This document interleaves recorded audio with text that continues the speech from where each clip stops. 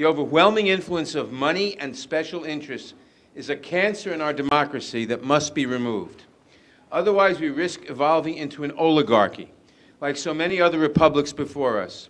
Indeed, many Americans already believe that their elected leaders do not care about them, and that office holders care only about raising money and prioritizing the interests of the moneyed class.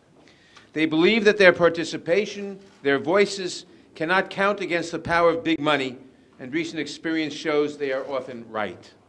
For example, most Americans, including most gun owners, support reasonable firearms regulation. Heartbreakingly, we continue to hear about mass shootings, yet after each tragedy, the Republican-controlled Congress refused to act. Even without such high-profile incidents, it remains true that more than 33,000 Americans lose their lives to gun violence every year, and the gun-related murder rate in the United States is 25 times higher, 25 times higher than in 22 other comparably high-income countries. Despite near-universal support from the American public, the Republican Congress did not even have a hearing on the issue, much less pass legislation, because of disproportionate political influence of the National Rifle Association and the big givers associated with it. In a similar vein, Americans overwhelmingly support lowering prescription drug prices, yet the pharmaceutical industry and its army of lobbyists have thus far successfully managed to stifle any real reform.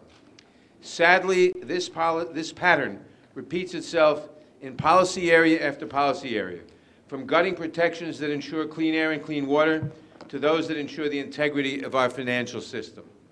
The very real danger now is that special interests will be able to use vast sums of concentrated wealth to further dictate policy outcomes at odds with the American people's wishes. Without H.R. 1, our democracy will find itself more and more at the mercy of large moneyed interests. If we do not pass this critical legislation, the history books may eventually say that, like the Roman Republic, the United States had a good 200 to 250-year run of democracy and then degenerated into an oligarchy like all the rest. We must not let that happen. We must pass this legislation so that government of the people remains of the people.